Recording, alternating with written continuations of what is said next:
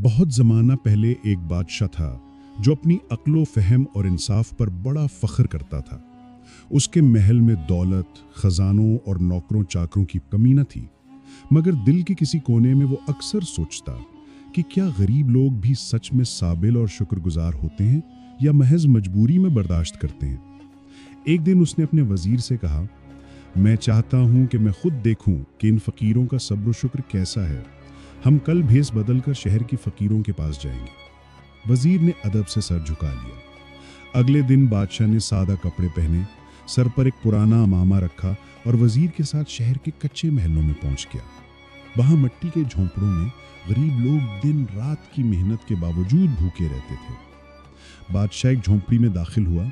वहां एक फ़कीर और उसकी बीवी बैठे सूखी रोटी को पानी में भिगो कर खा रहे थे। बादशाह ने हैरान होकर पूछा, भाई, तुम्हारे पास कुछ नहीं फिर भी तुम मुस्कुरा कर खा रहे हो, क्या तुम्हें शिकायत नहीं कि तुम्हारी किस्मत इतनी सख्त है? फ़कीर ने मुस्कुरा कर कहा, अल्लाह का शुक्र है हजूर, कम अज़ कम रोटी तो है। अगर ये भी ना होती तो भी शुक्र ही करते कि सांस तो है। शुक्र करने वाला कभी खाली हाथ नहीं रहता। बादशाह आगे बढ़ा और एक और झोपड़ी में गया।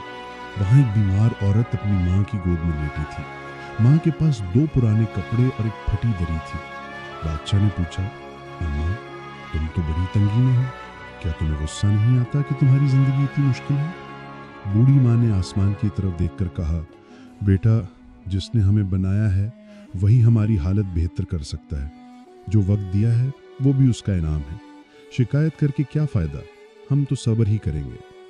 बादशाह और वज़ीर एक दूसरे को देखने लगे। बादशाह के दिल पर गहरा असर हुआ। अगले दिन वो फिर बादशाही लिबास में दरबार में बैठा। उसने हुक्म दिया कि इन तमाम गरीब फ़कीरों को बुलाया जाए। जब वो आए तो बादशाह ने कहा, कल मैं तुम्हारे पास फ़कीर के भेस में गया था। तुम सब ने सब्र और शुक्र की ऐसी मिसाल दी कि मेरा दिल बदल गया। आज से खजाने के दरवाजे तुम पर खुले हैं। तुम्हारी झोंपड़ियां ईंट और पत्थर के घरों में बदल दी जाएंगी। तुम्हारे बच्चों के लिए तालीम का बंदोबस्त होगा और तुम्हारे इलाज का खर्च रियासत उठाएगी। फ़कीरों ने आंखों में आंसू लिए कहा, बादशाह सलामन, हम दौलत से खुश नहीं होते बल्कि अल्लाह के शुक्र से खुश रहते हैं। आपका ये इनाम हमारी आजमाइश आसान कर देगा। बादशाह ने सजदा शुक्र अदा किया और दिल में कहा, असल बादशाही दौलत में नहीं बल्कि सब्र और शुक्र में है।